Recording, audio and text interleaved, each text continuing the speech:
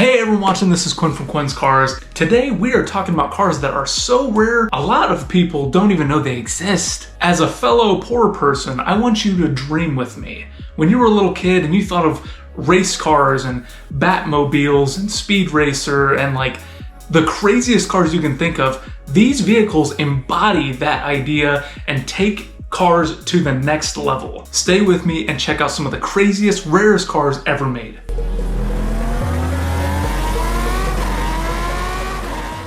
Alright, starting off the list strong, we have the Spyker C8 from 2005. This is kind of a combination of a sports and luxury car built by the Dutch. Now, the Dutch are obviously not known for making cars necessarily, but when you see this car, it is seriously incredible. It makes you wonder why they didn't make more cars. This particular 2005 Spyker C8 has an Audi engine, a 4.2-liter V8, putting out 395 horsepower. One thing you'll notice right away in these images is not only its insane, classic, sleek, luxurious look on the outside, but also the interior having this crazy luxury feel. You have this incredible metal dashboard. You have this shifter that has this super mechanical polished look, and then you have quilted leather all over the place. One thing that you're going to notice right away is the aviation theme. You're going to see toggle switches all over that control all types of controls within the car, and you're going to see dials that are really dedicated to specifically looking like the cockpit of a classic airplane. Even the steering wheel looks like a propeller off of a classic airplane as well. Spyker was actually an aviation manufacturer that built planes during World War I. These images here, you can see the version 1 and the version 2 were specifically used in World War I, and that's where they drew their inspiration from and that theme from with the interior of this car. Between the V8 sound, the V8 rumble, it has this really intense level of performance and power while having an incredibly luxurious feel. When you get in this car, it has this like almost Great Gatsby feel. There's so much metal and quilted leather, and then you have that retro airplane-inspired theme, and it just has this really eventful look. This thing is so powerful and so classy, I feel like you could take this to a gala from the 1940s and be the star of the show. The shape of it is somewhat curvy, but it has such a timeless design that even now, it leads you to wonder if you should get this instead of something else at its price point. And speaking of price point, it's not cheap. You're gonna be looking at 270 to 370K. Again, this is gonna be about dreaming, guys. So like, these prices are insane, but we really wanna push the envelope of rarity and performance with this list. With this being the first gen, there are less than 100 in the world, making it one of the rarest cars ever made. One of the craziest things when you look in the interior of this car is it really reminds you of something like a Pagani. But if you're gonna get a Pagani, you're looking at millions of dollars, whereas this is in the hundreds of thousands of dollars range. So you still gotta be wealthy, but you don't have to be a billionaire. A quick message, guys, any and all support, in all seriousness, is a huge help to this channel and helping it continue. If you would like, please visit my website. I have all kinds of crazy merchandise. I just added some new designs that are pretty exciting. We have some cursive, we have graffiti, we have the logo, we have some fonts, different colors, we have mugs, stickers, cups, shirts, hats, anything that you can think of, it's there, guys. So please help me stop being poor, and that helps the channel. I have my links down below for the shop, and again, any and all help is appreciated. All right, guys, next up on the list is the 2010 Noble M600. This is one of the rarest cars ever made as well. It is a hand-built English sports car, and the first time I saw this car was actually on Top Gear. A lot of people, when they see crazy cars like this, it's usually on Top Gear. Top Gear is kind of the epitome of car lover heaven. But one of the first things that stood out to me was not only the design, but also the performance. This Noble M600 has a twin-turbo V8 from Volvo that was actually from a Volvo SUV at the time. But with the size and the brutality of its architecture, the 650 horsepower will bring it to 215 miles per hour as a top speed. This Noble vehicle was so incredible at being something that caught people's eyes in a sea of other incredible competitors. At the price point of $250 to $300K, you're looking at, do I want a Lamborghini? Do I want a Ferrari? Do I want a Porsche? So when Noble came out with this car, it really pushed the envelope of how can we compete with those other vehicles. First of all, the looks. It has the curves of a Ferrari or an Aston Martin, but the brutality and the rigidness and harshness of a Lamborghini. It almost takes inspiration, even though it's at a completely different price point, of the Dodge Viper. Like the Dodge Viper of its time, it has no ABS, which is scary when you're manipulating 650 horsepower. One of the cool things is, though, it has 3 different modes. It has a base, track, and race mode. And with this being such a Spartan vehicle, I mean, you look at the interior of this car, it is very Spartan. It has bucket seats, it's stripped to the bone, it is meant to be a track vehicle. However, if you do want to daily drive it, for whatever reason, you can do that in its base mode. It has a dynamic driving mode where there's a switch where you can turn it from 450 horsepower to 550 and then race at 650 horsepower. Again, it doesn't have ABS, but it does have 6 piston calipers in the front, 4 piston in the rear, and a steel aluminum chassis that adds extra rigidity for control. One of the reasons I think this is one of the top rare cars of the world is, first of all, there's only 20 to 30 examples in the world, but also this feels very Frankenstein.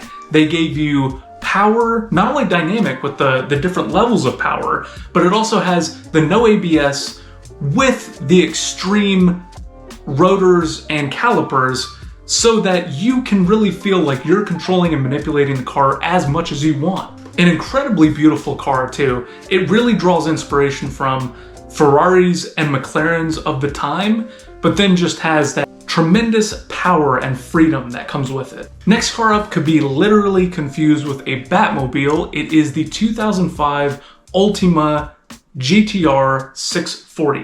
Another English sports car, however, this one has inspiration from Germany and America, with it having an American LS engine and Porsche transaxle engineering as well. It has the LS Chevy V8 engine, 7 liters with 640 horsepower. That's where that 640 name comes from. And then the Porsche 6-speed manual transaxle. The cool thing about this car is, one, it's as close to a race car as you can possibly get on the road. So if that's something you're looking for, this is the ultimate car to do that. When you look at this, it would be hard to take your eyes away from this if a Bugatti was passing by. It has these incredible side fender flares where these enormous wheels stick out, and it just feels like a cockpit and then a flat plane with giant bulges for wheels. I imagine sitting in this thing, you feel like you're just gonna shoot to the moon. One thing that's super exciting too is having that LS engine and then having the transaxle 6-speed manual by Porsche. You have the perfect combination of the sledgehammer power of the engine and the scalpel precision of Porsche. 0 to 60 in 2.9 seconds, and price range you're looking at around 150K. If you get kit versions of this car and used versions, it can get as low as around 70K. 70 to 150K for a race car. Numbers on the rarity are really hard for this type of car. It's so rare and so niche that it is difficult to put a number to this from the research that I was looking up. What I've looked at is around 400 for the number. Again, this is such a niche market. When you look at the interior of this car, it's again, bucket seats, very Spartan, very minimal. Even the shifter is to the side of the driver in a very strange way. This car is serious driver focused. You're not gonna wanna get groceries in this thing. Next up may be one of the most beautiful cars of all time. It is the Mercedes-Benz 300 SL from 1954 to 1957.